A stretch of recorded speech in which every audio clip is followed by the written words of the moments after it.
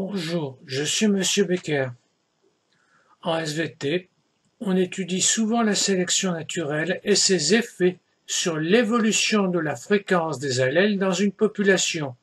Donc il est possible de simuler l'évolution de la fréquence des allèles pour rendre compte d'une réalité en utilisant la simulation en ligne et hors ligne évolutionallélique.exe. Il faut dans un premier temps définir le nom des allèles. Donc je peux l'appeler l'allèle étudié petit a. Je peux appeler l'allèle numéro 2 grand C. Avec cette simulation, on ne peut avoir que deux noms d'allèles, donc simuler l'évolution de la fréquence d'un seul allèle.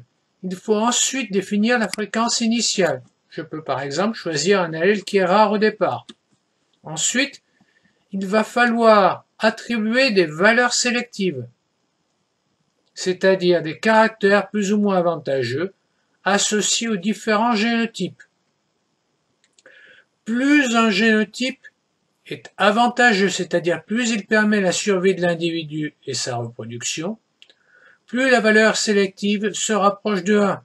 De 1 correspond à un génotype particulièrement avantageux.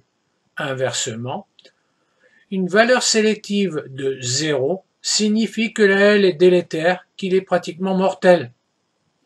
Une valeur de 0,5 correspond à un allèle neutre. Définition, choisissons pour le génotype.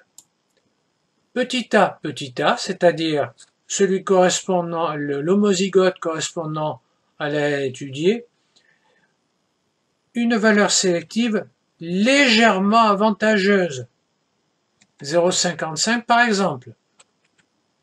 On va choisir une valeur neutre pour l'hétérozygote et une valeur légèrement défavorable, 0,45, pour le génotype grand C, grand C. Une fois que j'ai fait ça, je n'ai plus qu'à lancer le calcul pour lancer la simulation. Clic.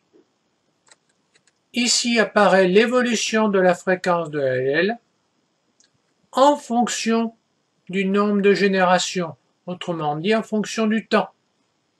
On voit ici que cet allèle avantageux était très rare au départ et qu'il est devenu très abondant. Donc on peut avoir l'allure de la courbe, ce qui permet de voir si ce qu'on a simulé se rapproche de la réalité, ou bien se servir du bilan après 100 générations. On lit ici les fréquences initiales, pour l'allèle petit a 2%, pour l'allèle grand C 98%, ainsi que les génotypes initiaux, la fréquence des génotypes initiaux, petit a 0%, petit a grand C 4%, grand C 96%.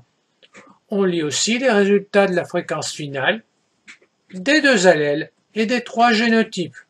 Une fois que j'ai fait ça, je peux soit recopier manuellement mon tableau, soit lancer une nouvelle simulation. Mais avant de lancer la nouvelle simulation, il faut effacer la courbe, comme ceci.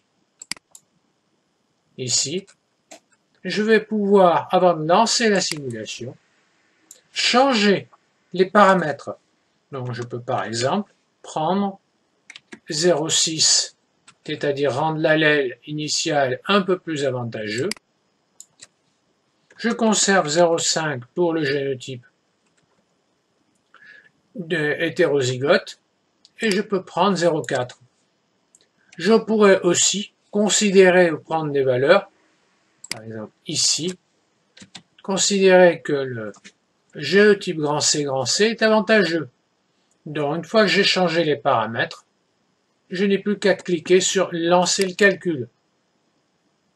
Et je vois que l'allure de la courbe est totalement différente. C'est tout pour aujourd'hui. Je vous remercie.